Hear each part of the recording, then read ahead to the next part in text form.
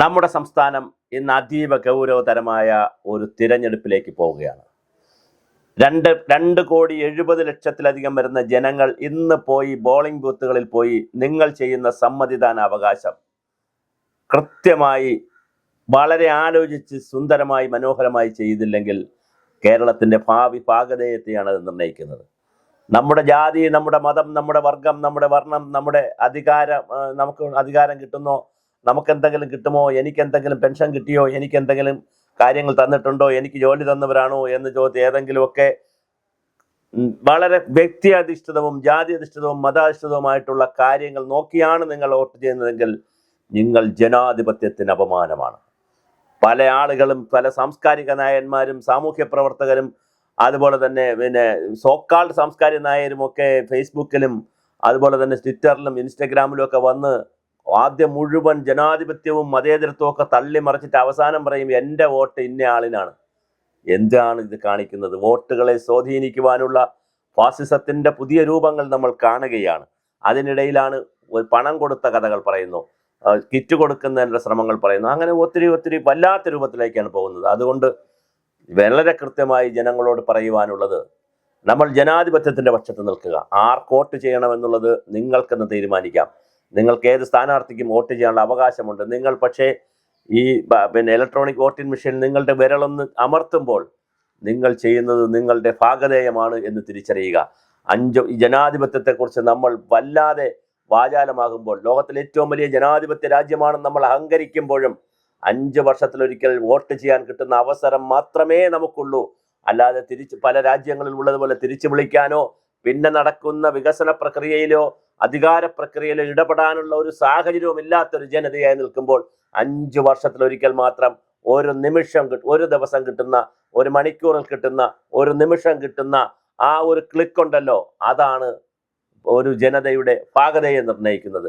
45 ലക്ഷം വരുന്ന യുവാക്കളുടെ ഭാവി തീരുമാനിക്കുന്നത്, വനിതകളുടെ ഭാവി തീരുമാനിക്കുന്നത്, ആശാ വർക്കേഴ്സിന്റെ, അംഗനവാടികളുടെ, തൊഴിലുറപ്പുകാരുടെ, ഹരിതകർമ്മസേനക്കാരുടെ ഒക്കെ ഭാവി തീരുമാനിക്കുന്നത്, സേവന വേതന വ്യവസ്ഥകൾ തീരുമാനിക്കുന്നത്, അധ്യാപകരുടെ DAയും HR അതുപോലുള്ള DR എല്ലാം തീരുമാനിക്കുന്നത്, സകലതും തീരുമാനിക്കുന്നത്, വികസനം തീരുമാനിക്കുന്നത്. വികസനത്തിന് അതീതമായി മതേതരത്വം ഇവിടെ നിലനിൽക്കണമോ, ജനാധിപത്യം നിലനിൽക്കണമോ, സ്വാതന്ത്ര്യം നിലനിൽക്കണമോ? ഈ ചോദ്യങ്ങളാണ് നമ്മുടെ മുന്നിലുള്ളത്. അതിനനുസൃതമായി നിങ്ങൾക്ക് ഇഷ്ടമുള്ള ആളിന് വോട്ട് ചെയ്യാം, ഇഷ്ടമുള്ള മുന്നണിക്ക് വോട്ട് ചെയ്യാം. യാതൊരുവിധ ഒളിച്ചു കടത്തലോ യാതൊരു തരത്തിലുള്ള ഇന്ന ആളുകളെ ജയിപ്പിക്കണമെന്നോ പറയാനൊന്നുമല്ല ഈ വീഡിയോ ചെയ്തത്.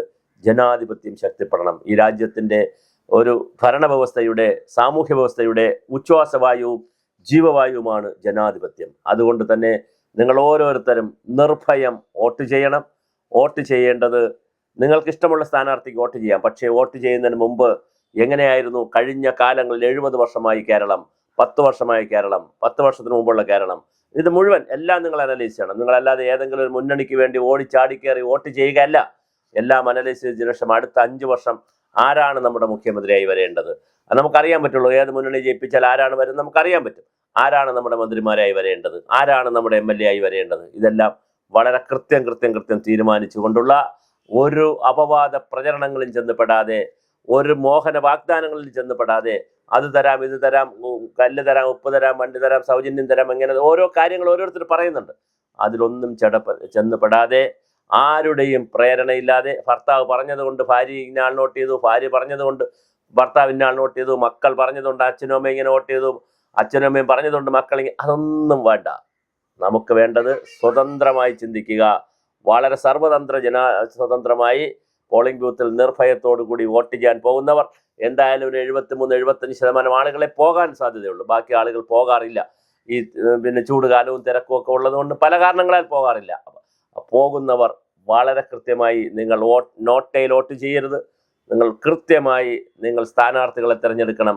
പക്ഷെ തിരഞ്ഞെടുക്കുമ്പോൾ വളരെ കൃത്യമായിരിക്കണം. ഒരുപക്ഷെ നിങ്ങൾക്ക് ഇഷ്ടപ്പെട്ടൊരു സ്ഥാനാർത്ഥിയെ നിങ്ങൾ അവിടെ തിരഞ്ഞെടുക്കുമ്പോൾ സംസ്ഥാന അടിസ്ഥാനത്തിൽ മറ്റൊരു മുന്നണിയാണ് വരേണ്ടത് നിങ്ങൾ ആഗ്രഹിക്കുകയാണെങ്കിൽ അതിനനുസരിച്ചുള്ള വോട്ടാണ് ചെയ്യേണ്ടത്. ഇതെല്ലാം നിങ്ങളൊന്ന് പ്ലാൻ ചെയ്ത് ചെയ്യണം. അല്ല സംസ്ഥാന അടിസ്ഥാനത്തിൽ ഒരു മുന്നണി വരണമെന്ന് നമ്മൾ ആഗ്രഹിക്കുകയും അതിൻ്റെ എതിർ മുന്നണിക്ക് കൊണ്ട് നമ്മൾ വോട്ട് കൊടുക്കുകയും ചെയ്താൽ ആ മുന്നണിക്ക് വരാനാവില്ലല്ലോ. ഏതായാലും X ആയാലും Y ആയാലും Z ആയാലും അതൊന്നും വിഷയമല്ല. ഞാൻ പറഞ്ഞത് ജനാധിപത്യത്തിൽ ജനങ്ങൾ തീരുമാനിക്കട്ടെ. 51% വരുന്ന സ്ത്രീ ജനത, 2,70,00,000 1,51,00,000 വരുന്ന സ്ത്രീ ജനത, അവരാണ് തീരുമാനിക്കുന്നത് അവരുടെ ഭാഗധേയം. അതുകൊണ്ട് ഭാവി ഭാഗധേയം തീരുമാനിക്കുന്ന, പിന്നെ അതുപോലെ തന്നെ ഒരു 10, 25, 30% ന്യൂജൻ വോട്ടുകളുണ്ട്. അത് പിന്നെ 18 വയസ്സായി ആദ്യമായി വോട്ട് ചെയ്യാൻ പോകുന്നവരുണ്ട്. അവരുടെ വോട്ടും നിർണായകമാണ്. അതുപോലെ സീനിയർ സിറ്റിസൺസിന്റെ വോട്ടുണ്ട്, സർക്കാർ ഉദ്യോഗസ്ഥരുടെ വോട്ടുണ്ട്. എന്തായാലും ഇന്ന് വൈകുന്നേരം 6 മണി വരെ വോട്ട് ചെയ്ത് കഴിഞ്ഞാൽ തീർച്ചയായിട്ടും അത് കഴിഞ്ഞാൽ സമാധാനപരമായി വോട്ട് നടക്കട്ടെ. അത് കഴിഞ്ഞാൽ മെയ് 4-ാം തീയതി വരെ, ഇന്ന് 9 ആയിട്ടുള്ളൂ, ഇനി 10, 21 ദിവസം, 21, 25 ദിവസം കാത്തിരുന്നാൽ മാത്രമാണ് തിരഞ്ഞെടുപ്പിന്റെ റിസൾട്ട് അറിയാൻ കഴിയുക.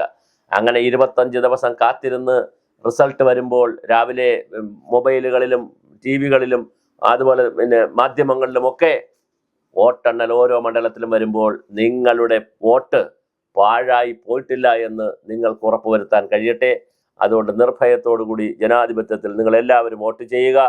കൃത്യമായി ഒരു ജനാധിപത്യ സമൂഹമായി, ഒരു സ്വാതന്ത്ര്യ സമൂഹമായി മാറാനുള്ള ആളുകളെ അധികാരത്തിൽ കൊണ്ടുവരിക.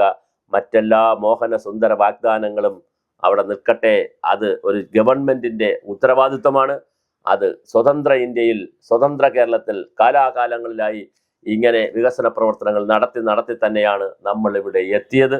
അതുകൊണ്ട് തന്നെ ആ മോഹന വാഗ്ദാനങ്ങൾ ആരും നൽകിയാലും അതിനകത്തൊന്നും ചെന്ന് വീണു പോകാതെ വളരെ കൃത്യമായി ജനാധിപത്യപരമായി നിങ്ങൾ ചിന്തിക്കുക. നിങ്ങൾ സ്വാതന്ത്ര്യത്തോടു കൂടി ചിന്തിക്കുക, നിർഭയത്തോടു കൂടി തീരുമാനങ്ങൾ എടുക്കുക, ആ തീരുമാനം നടപ്പിലാക്കുക. നിങ്ങൾ ഓരോരുത്തരായിട്ട് ഇടുന്ന വോട്ടായാലും 2,70,00,000 ഒരു 75, 60, 70, 80% താഴെയുള്ള ആളുകൾ ചെയ്യുന്ന വോട്ടിൽ ഇവിടെ മെയ് മാസം 27 കഴിയുമ്പോൾ വരുന്നത് ഒരുപക്ഷെ അതിന് മുന്നേ തന്നെ മന്ത്രിസഭ വരും. മെയ് 4 കഴിഞ്ഞാൽ 5-നും 6-നും മന്ത്രിസഭ വരുത്താൻ പറ്റും.